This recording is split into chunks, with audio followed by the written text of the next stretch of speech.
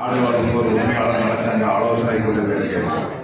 இன்னும் உங்களோடு கலந்துகளை வாய்ப்பு கொடுத்த அண்ணன் முனிசாமி அண்ணன் அவர்களுக்கும் அவர் கோபால் அவர்களுக்கும் அதுக்கு நன்றி தெரிவிக்கிறேன். எங்களோடு அமர்ந்திருக்கிற அண்ணன் கண்ணண்ணன் என்னோடு தொடர்ந்து தமிழிலிருந்து வந்து இந்த மீட்டிங்கில் கலந்துருந்து வந்திருக்காரு. அண்ணன் சகோதரர் தேவபிரான், தமிழ்நாடு யாதவ மகாசபை கள்ளக்குறிச்சி மாவட்ட தலைவர் கல்யாணரமண்ணன், முருகண்ணன் மற்றும் யாதவ மகாசபை நிர்வாகிகள், ஆளுநர் சங்க நிர்வாகிகள் எல்லாருக்கும் முதல்ல நன்றி வந்து வணக்கத்தை தெரிவிக்கிறேன். ஒரு மீட்டிங் பேசுனீங்க, இந்த லக்னோ நம்ம ஏன் இத்தனை பேர் 500 பேர் கொண்ட பேர் அங்கே போக வேண்டியது இருந்ததுங்கிறது உங்களுக்கு தெரியப்படுத்த வேண்டிய சூழ்நிலை நான் இருக்கிறேன். இது திருச்சி மாநாடு நடந்த இடத்துல அந்த சிலையை ராமநாதபுரம் தாலுகா சங்கத்தை ஏதாவது ஒரு சங்கத்தை வச்சு ஓப்பன் பண்ணணும். அகிலேஷ் யாதவ் இங்கே வர வச்சிருந்தோம். அப்போ அதிகார வர்க்கத்திற்கு நம்ம சொந்தக்காரங்க அகிலேஷ் யாதவ் இங்கே வர விடலை. அந்த மாநாட்டுக்கு அவர் வந்திருந்தா அந்த சிலை உயிர்ப்பி உத்தரப்பிரதேசத்துக்கு போயிருக்காரு. தமிழ்நாட்டில் ஒரு யாதவ தாலுகா சங்கத்தில் இருந்திருக்கும். அந்த சிலையை அன்னைக்கு திறக்கூடாம அகிலேஷ் யாதவ தடுக்கப்பட்ட காரணத்தினால்தான் இங்கேருந்து 500 பேர் தமிழ்நாட்டிலிருந்து நம்ம அகிலேஷ் யாதவ சந்திக்க அங்கே போக வாய்ப்பு நமக்கு கிடைச்சது. எங்கேயோ ஒரு இடத்துல ஒரு தடைப்படும் பட்சத்தில் தான் நம்ம வீடு கொண்டே இருந்து முன்னேறி போக முடியும். இவங்க அதிகாரத்தை இருந்து சொன்ன மாதிரி அவங்களும் விளங்குற மாதிரி இல்லை, நம்மளையும் விளங்க விடலை. இதுதான் இது வரைக்கும் நடந்துட்டு இருக்கு. ஆனால் இன்னைக்கு நம்ம கண்ட முடியல, இவங்க தான் தெய்வம்னு மனசுல நினைச்சிட்டு இருக்கோம். நானும் நினைச்சேன், இவரும் நினைச்சார், அப்படி நினைச்சதுதான். ஆனால் அவங்களாம் நம்மளை காப்பாற்ற வரலங்கிறது இப்போ அந்த காலங்கடந்து தான் புரிஞ்சுட்டு வரோம். இது போக இன்னைக்கு நாங்கள் இந்த வேலை பகுதியை அண்ணன் சொன்னதுன்னா, நானும் ஒரு விவசாய குடும்பத்தை சேர்ந்தவன் தான். மழை விவசாய வேலை நடந்துட்டு இருக்கு. அதோட இருந்தால் அண்ணன் எதுவும் வாய்ப்பு இருக்குமான்னு கேட்டோம். இவ்வளோ நேரம் அவங்க ஆடு வளர்ப்பு போகிற பற்றி ரொம்ப வாங்கி பேசினார். அவங்க அப்பா ஒரு கோபால் சொன்னார், ஒரு ஆண்டி வியாபாரி. அவரும் ஆடு நம்ம இதே சார்ந்து இருக்கணும். இன்னைக்கு நம்ம ஒரு 6 தீர்மானத்தில் வச்சுட்டு கேட்டுட்டு இருக்கோம். இந்த 6 தீர்மானத்தை நீங்க இன்னைக்கு வச்சிருக்க மாட்டீங்க, ரொம்ப ஆண்டாண்டு காலமா கேட்டுட்டு இருப்பீங்க. ஆனா யாரும் கொடுக்குற மாதிரி இல்லை. எங்கேயும் கெஞ்சிக்கிட்டு கேட்டா தரப்போறதே இல்லை. தட்டினாதான் கதவை திறப்பாங்க. ஆனா அதை தட்டி துறக்க வைக்கிறதுக்கு முதல்ல அதிகாரம், அரசியல் அதிகாரம் வேணும். நான் பொதுவாகவே எல்லா இடத்தையும் சொல்லக்கூடியது இளைஞர்களுக்கு அரசியல், அரசு துறை ரெண்டே அதிகாரம் வேணுங்க. நம்ம இப்போ படிச்சு ஒரு வேலைக்கு போறோம்னா நம்ம குடும்பத்தை பார்த்துக்கிடுவோம். எல்லாருமே படின்னு சொல்லுவோம். நம்ம படிச்சு குடும்பத்துக்கு போய் ஒரு வேலைக்கு போனோம்னா குடும்பத்தை பார்த்துக்கிடுவோம். ஒரு சிலருக்கு அவங்க சொந்த குடும்பத்தை உதவி செஞ்சுக்குவாங்க. ஆனா இதையும் மீறி அரசியல்ல போகையில ஒட்டு மொத்தமா தமிழ்நாடு முழுவதும் அறியப்படுவாங்க. இன்னைக்கு அண்ணன் எம்எல்ஏ, பழைய எம்எல்ஏன்னா இன்னைக்கு எல்லாருக்கும் தெரிய வருதுல்ல, தமிழ்நாடு முழுவதும். உங்க வீட்டுல ஒரு சொந்தக்காரர் ஒரு அரசு துறையில இருக்காருன்னா ஒரு வட்டத்தோட முடிஞ்சது. கல்விங்கிறது, கல்வி அறிவு பெற்று நீ அதிகாரத்துக்கு போறது உன் குடும்பத்தை வளர்த்தோம். ஆனா அரசியல் சார்ந்த அதிகாரத்துக்கு போனது உன் இனத்தையே பாதுகாக்கும் வேணுமோ. அரசியல், அரசு துறை ரெண்டுலையுமே அதிகாரத்துக்கு போகணும். ஏதோ இருந்தோம் போனோம்னு இருந்துக்கிட்டது முக்கியம் இல்லை. இன்னைக்கு நம்ம அண்ணா சொன்ன மாதிரி எனக்கு அங்க ரிஷிவந்தியத்தில் கொடுத்து நீங்க எம்எல்ஏ வர முடியல, நாங்க முதுகுளத்தூர்ல கொண்டு வரணும். முதுகுளத்தூர் மட்டுமா நம்ம இருக்கோம்? தமிழ்நாடு நாங்கள் கன்னியாகுமரியிலிருந்து திருத்தணி வரைக்கும் மாவட்டத்துக்கு ஒரு சட்டமன்ற உறுப்பினர் வாங்கலாம். அவ்வளவு எண்ணிக்கையில நம்ம இருக்கோம். ஆனா எண்ணிக்கையில் இருக்கோம்னா தேர்தல் வரையில ஒற்றுமையை காட்ட மாட்டோம். மற்ற நேரம்லாம் கூட்டம் போடுவோம், எல்லாம் பேச ஜெயிக்கும். ஆனா அந்த வழி வரையில தான் நினைக்குமே தவிர மற்ற நேரம் தேர்தல் காலத்துல மறந்துடும். அந்த இது மறக்கப்படணும். நீங்க கம்மியா இருப்பான், அவன் பஞ்சாயத்து தலைவராகவும் எம்எல்ஏ வாங்கி நாங்க தான் முன்னுரிமை இருக்குமோ. சுதந்திர போராட்ட வீரருக்கே அந்த மணிமண்டபத்தை சீரமைக்கணும்னு சொல்லி இந்த ஆலோசனை கூடத்துல சொல்ல வேண்டியது இருக்குன்னா, அப்ப அரசாங்கம் நம்ம யாதவ சமுதாயத்தை எந்த மாதிரி பார்த்துட்டு இருக்காங்க? ஒரு சுதந்திர போராட்ட வீரருக்கு வேற யாரும் கேட்கறது, ஒரு சுதந்திர போராட்ட வீரர் ஒரு மணிமண்டபம் இந்த நிலைமையில இருக்கு. ஏன் ஒரு முதலமைச்சர் மாலை போடணும்னா போடுறாங்களா? நம்ம எல்லா இடத்தையும் சொல்றாங்க. 1 கோடி பேர் இருக்கோம் தமிழ்நாட்டில், எல்லா இடத்தையும் மாற்றி சொல்றோம். இன்னைக்கு நீங்க ஆடு மேய்க்கிறார்கள், எத்தனை கிராமத்துல போறீங்க, எத்தனை தோட்டத்துல, எத்தனை ஊருக்காரன் இடத்தில் பண்றாங்க, எல்லாரையும் நமக்கு தெரியும். வருது எங்க ஊர் தெரியும் மேய்க்காங்க. ஒரு 10 காலத்துல மேய்க்கல, இன்னொரு சமுதாயத்தில் எனக்கு 2 ஆடு தாமா. ஆனா இவங்களுக்குள்ள ஒற்றுமை இல்லாம நீ 2 கேட்க 4 தர அம்மா ஆட்டை வெளியே கொடுத்துமா. இந்த வேலையும் செய்வான வேலைகள் நீ வெயிலே மழையும் சேர்ந்து 2 ஆடா கொடுக்கணும் அது கேட்க மாட்டான். அவன் ஆடு இல்லையே வரக்கூடாது. இப்படி நிறைய பேர் திருநாள் ஆடே இல்லாம போயிட்டான். உங்களுக்குள்ள போட்டி நம்ம பார்த்துட்டு தானே இருக்கிறோம். இந்த மாதிரிலாம் பிரச்சனைகள் வந்து போது உங்களுக்கு நீங்க காடு மழையிலும் வெயிலும் கஷ்டப்பட்டு உழைக்கிற காசு அது வருமானம் வரதான் செய்யுது. கஷ்டப்பட்டு தான் உங்களுக்கு வருமானம் வருது. இதுக்குள்ள உங்களுக்குள்ள என்ன போட்டி? அதை மறந்தே நம்ம தான் கஷ்டப்படுறோம். எத்தனை பேர் ஆடு கடை வச்சிருக்கோம், அவ்வளோ பேர் சேர்ந்து பேசி அவனுக்கு கொடுக்கணும், அவன் எதுவும் அலையில அவன் கோயிலுக்கு கட்டிட்டு போகணும், ஒன்று சேர்ந்து கொடுக்குறேன். அது ஒற்றுமை வர மாட்டேங்குது. இதுலயே பாத்தீங்கன்னா இப்ப இன்னைக்கு யாதவ சங்கம் பாத்தீங்கன்னா இது தாய் சங்கம் அண்ணன் சொன்ன மாதிரி உண்மை. ஆனா எத்தனையோ யாதவ சங்கங்கள் வச்சிருக்காங்க. எத்தனை சங்கம் இன்னும் விலங்கலையே நீங்க ஆடு மாடு மேய்க்கிறது தமிழ்நாடு முழுவதும் இந்த ஒரு சங்கத்தின் கீழ் வாங்க.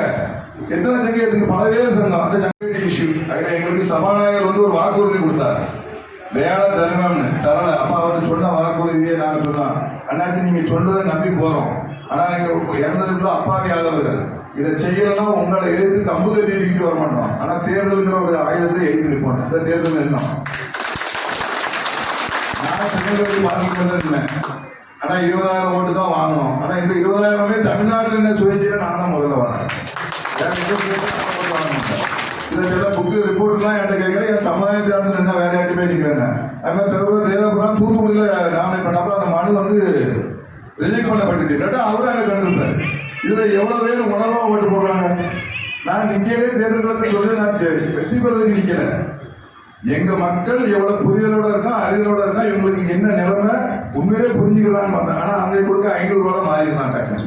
இப்ப காசை வாங்கிட்டா ரொம்ப உண்மையான ஜாதிய, காசை வாங்கிட்டு அவனுக்கு ஓட்டு போட்டு வேற எங்க போட கூடாது. நீ ஏன் காசு வாங்குத?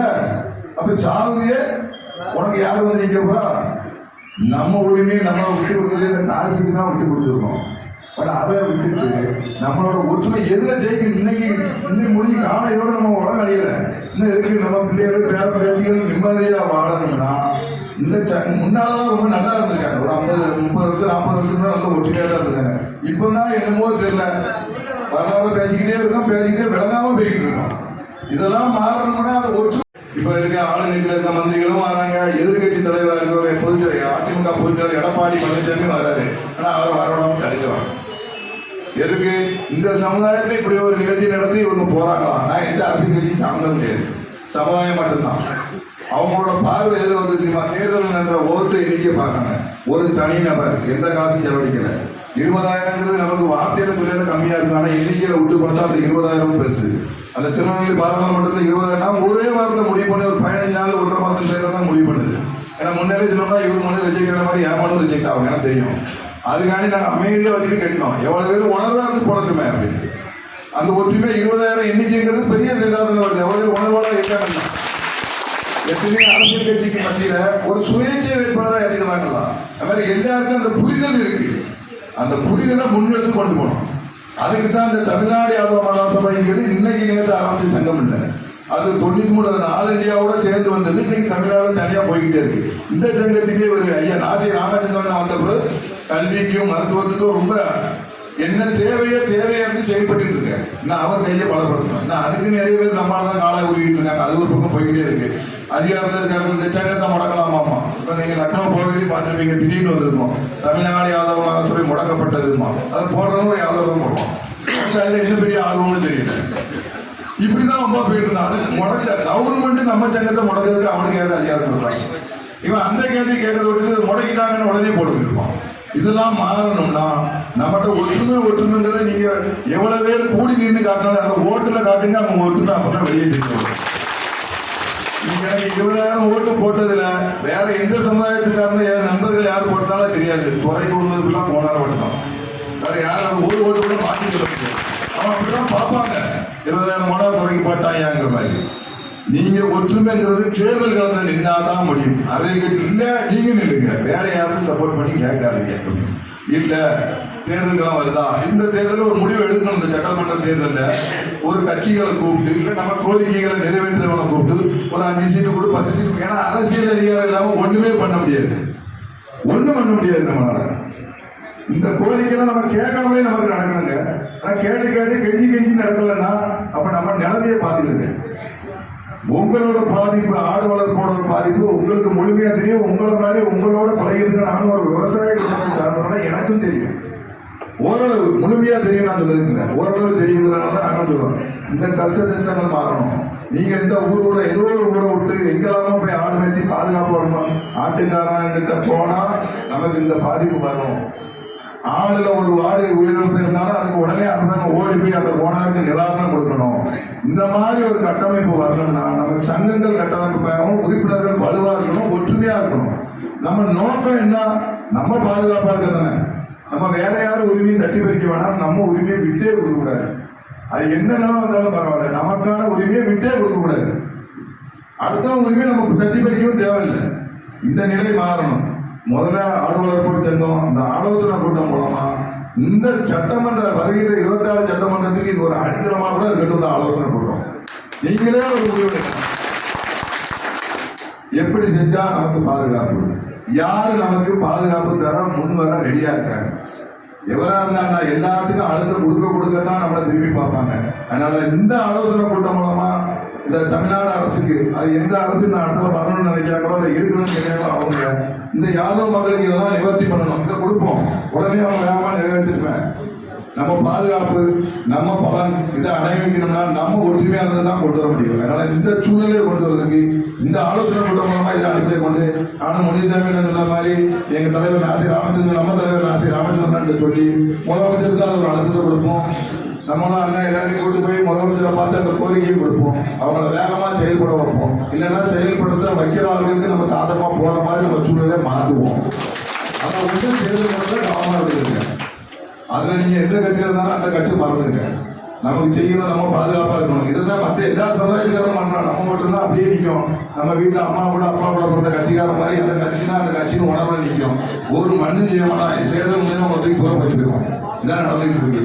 ஏன்னா இந்த அவர் சொல்ற மாதிரி சுதந்திர போராட்ட வீரரோட நிலைமையா அந்த நிலைமையில இருக்க மணிமண்டபமா இருக்கட்டும், அங்க இருக்க சென்னையில வெங்கல தெரியாம மாட்டாங்க. இதெல்லாம் நம்ம கேட்டா செய்யணும். எல்லாருக்கும் எல்லா தலைவருக்கும் நினைச்சது அது மாதிரி போனாலும் செய்ய வேண்டியதுல இந்த நிலைமை மாறி எல்லாம் மாறணும்னா உங்களுக்குள்ள உள்ள ஒற்றுமைங்கிறது வாக்கு வங்கியில காட்ட ஒற்றுமை. அதனால தமிழ்நாடு யாதவ மகாசபையில இருக்கிறவங்க உங்க பதவி என்னங்கிறது இருந்தா நாங்க வருகின்ற அந்த பொதுக்குழு கண்டிப்பா அதை பார்த்து அதை திருப்பி அவங்களுக்கு தபால் போக வைக்கிறதுக்கும் உறுப்பினர் எண்ணிக்கையை சேர்க்கிறதுக்கும் இந்த கள்ளக்குறிச்சி மாவட்டம் நடக்கு. இந்த கள்ளக்குறிச்சி மாவட்டத்தை சேர்ந்த தமிழ்நாடு யாதவ மகாசபை நிர்வாகிகள் உறுப்பினர் எண்ணிக்கையை சேர்த்தும் தமிழ்நாட்டில் இருக்க யாரும் எல்லாருக்கும் இந்த தமிழ்நாடு யாதவ மகாசபை பாதுகாப்பா இருக்கும். இந்த தமிழ்நாடு யாதவ மகாசபை உங்களோட பிரச்சனையை எதுவுமே பிரச்சனை இல்லாம நிம்மதியா வர்றதுக்கு பாதுகாப்பா இருக்குங்கிறத சொல்லி இந்த வாய்ப்புக்கு நன்றி கூறி விடைபெறுகிறேன். நன்றி.